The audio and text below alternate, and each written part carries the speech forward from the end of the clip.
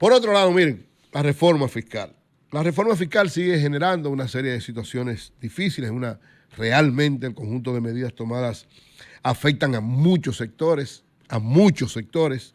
Cada vez más aparecen sectores que son afectados porque, aunque se han dado las líneas en sentido general, cada vez que uno la va descodificando, aparecen situaciones que deben ser evaluadas y explicadas. Ayer hubo una protesta, la primera protesta, hubo un grupo de ciudadanos que fueron frente al Congreso a movilizarse con pancartas y con una serie de elementos. Eso va a ser común, eso va a ser permanente. Parece que una gran cantidad de sectores van a usar ahora el Congreso Nacional para ir a manifestar su rechazo o su planteamiento de que se han revisado algunos temas. Eso es lógico, esa es la democracia. Nadie se puede sentir mal por eso. Esa es la democracia. Lo que pedimos siempre es que las protestas sean pacíficas, sean ordenadas, sean respetuosas de la ley, que no haya alteración de ninguna naturaleza y que, lógicamente, de uno y otro bando, o sea, del bando del gobierno y del bando de los opositores, haya respeto mutuo, porque la paz social nos conviene a todos. Pero ya la primera protesta en contra de la reforma fiscal se dio en el día de ayer y, según informaciones que poseo, habrán varias manifestaciones frente al Congreso, precisamente para que hayan variaciones de lo que tiene que ver con el proyecto. El proyecto ya fue enviado, ya el ministro de Hacienda, Jochi Vicente, lo llevó a la Cámara de Diputados, ya la Cámara de Diputados lo envió a una comisión especial. Es rápido que van. O sea, la reforma constitucional, la reforma fiscal, la reforma... Ayer el CONET, fue mi comentario en el día de ayer, le pidió al presidente que lo llevara con más calma. Yo creo que es un llamado correcto, conveniente. Tantas cosas al mismo tiempo puede atosigar las cosas, pero bueno, ya está la reforma fiscal o la ley de modernización fiscal en manos de una comisión de diputados que la van a evaluar y entonces ahí continúa las protestas en torno a eso. Ayer la Asociación Dominicana de Empresas de Courier dijo que no está de acuerdo con la decisión de que se le cobre impuestos a las compras de $200 hasta $200. Dice que eso va a provocar un proceso inflacionario que va a afectar a la clase media, que va a afectar a todos los que hacen ese tipo de situaciones y evidentemente que siguen las situaciones de rechazo a una serie de elementos de la protesta. El expresidente Leonel Fernández, en el día de ayer, tiró otro tuit donde dice: el gobierno de Luis Abinader y el PRM han presentado un bombazo fiscal en la mayor parte de la carga de la recaudación la aportan los más pobres. Yo quiero hacerle una sugerencia al presidente Leonel Fernández. Yo sé que él dijo que está estudiando, pero pienso que él, como uno de los principales líderes, el líder de la oposición, desde el punto de vista cuantitativo y por la votación que alcanzó, tiene que tomar una medida. Desde mi punto de vista, debe ya presentar una propuesta concreta, alternativa a esa reforma. Ya no es solamente estar protestando en contra de la reforma.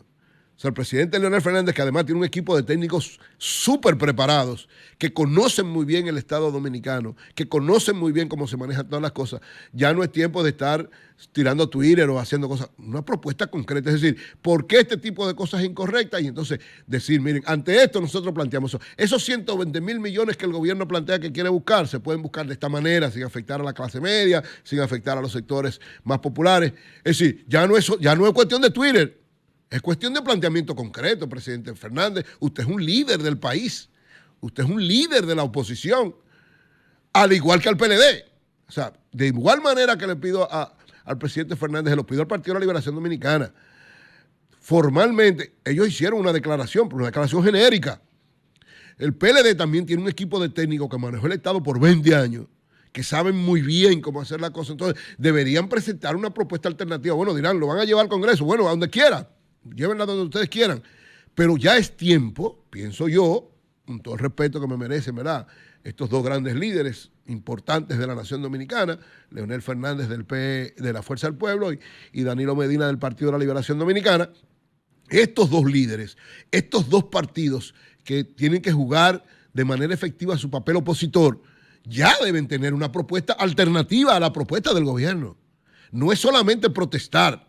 No es solamente decir eso hace daño, eso protesta. Cada sector que proteste por su lado, eso es correcto. Ahora, los líderes de oposición tienen que ser concretos, específicos, para plantear propuestas que sean alternativas y que de verdad vean que como está planteando el gobierno, no es que deben hacerse las cosas, sino de otra manera. Así que yo espero que tanto el presidente Leonel Fernández como el presidente Danilo Medina y sus dos partidos presenten en breve una propuesta concreta, específica, clara, delimitada de oposición para oponerse y plantear no solamente protestas, sino propuestas ante esta reforma fiscal que ha planteado el gobierno. Por otro lado, miren, hay un aspecto. El ministro de Hacienda dijo cuando fue a la Cámara Americana de Comercio que todos los sectores iban a ser afectados de alguna manera, entre ellos la iglesia. Y parece que es así. Cuando uno ve el documento, y atención a los líderes evangélicos sobre todo, la reforma fiscal tiene un aspecto donde afecta de manera directa, un aspecto, afecta de manera directa a las iglesias evangélicas. Y atención al liderazgo evangélico. Actualmente las iglesias evangélicas están bajo el amparo de las asociaciones sin fines de lucro. Las organizaciones sin fines de lucro, hay una ley que las protege, que es la ley 12205 para regulación y fomento de las asociaciones sin fines de lucro del 8 de abril del 2005, donde hay una serie de medidas y lógicamente las iglesias evangélicas, porque la iglesia católica se maneja con el Estado a través del concordato, entonces tiene una serie de facilidades. Visto eso es que se estableció que precisamente las iglesias evangélicas estuvieran entonces reguladas a través de las asociaciones sin fines de lucro y se le dio una serie de facilidades. El artículo 50, oigan esto, el gobierno le quitó una serie de facilidades que tenían la iglesia evangélica o las asociaciones sin fines de lucro en sentido general, pero en este caso me planteo para las iglesias, y se la dejó a la Iglesia Católica. ¿Por qué? Porque la Iglesia Católica no está bajo el amparo de esta ley, sino bajo el amparo del concordato, que no ha sido variado, ni nadie lo ha variado, ni creo que nadie plantee variarlo por ahora. Pero entonces las iglesias evangélicas, dice el artículo 50, las organizaciones sin fines de lucro, una vez cumplidos los requisitos legales para su constitución y sean autorizados a operar en el país, gozarán de una exención general de todos los tributos, impuestos, tasas, contribuciones especiales de carácter nacional o municipal, vigentes o futuras. De igual manera, dice el párrafo del artículo 50, y en la misma medida, dicha institución estarán exentas de cualquier impuesto que grave las donaciones y legados. Es decir, todo lo que era operaciones, compras, una serie de elementos tenían exención las iglesias evangélicas, pues la nueva propuesta en el artículo 35 de reforma fiscal, la que plantean ahora, la que planteó el gobierno, modifica este artículo 50 y pone el artículo 35 que dice, se modifica el artículo 50 de la ley 122.5 para que diga lo siguiente: las asociaciones sin fines de lucro, una vez cumplidos sus requisitos legales y sean autorizadas en el país, gozarán de la exención de impuestos sobre la renta. Y de igual manera y en la misma medida, dichas instituciones estarán exentas de cualquier impuesto que grave las donaciones y legados.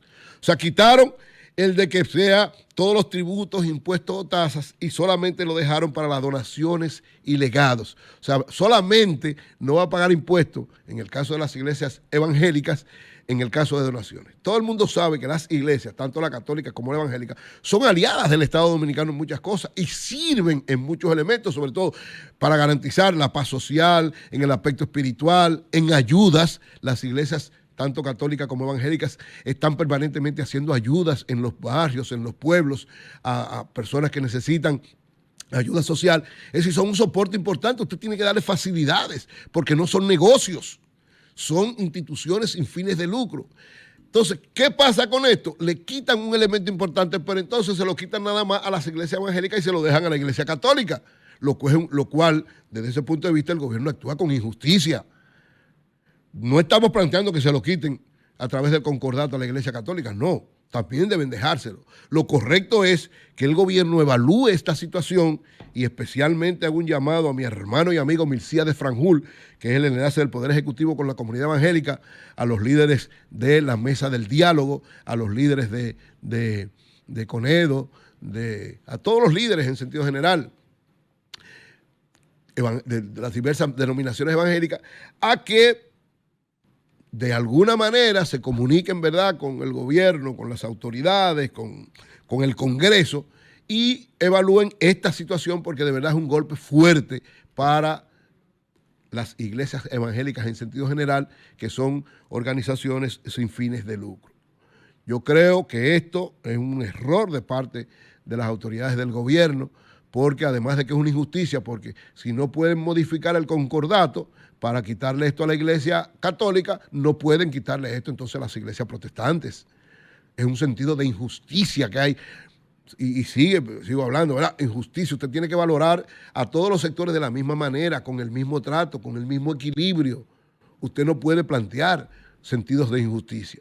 Entonces, ojalá que todos el liderazgo evangélico, especialmente el representante ante el Poder Ejecutivo de la comunidad evangélica, nuestro amigo Milcías de Franjul, hable con el presidente de la República, hable con el ministro de Hacienda, hable con el Congreso y junto con los líderes evangélicos puedan cambiar esta situación, o sea, dejar como estaba ese artículo 50, que ahora será el artículo 35, dejar los dos aspectos, no solamente de las donaciones, sino todos los impuestos en sentido general para lo que tiene que ver la operación de las iglesias protestantes, se mantenga igual como se mantiene el de las iglesias católicas. Las iglesias son aliadas del Estado dominicano y lógicamente esto lleva a una reflexión que hace tiempo que le estamos planteando, es que debe haber lógicamente ya hay la necesidad de que establezcamos una ley de asociaciones religiosas. Hace tiempo que estamos discutiendo la necesidad de una ley específica para las iglesias, sobre todo protestantes,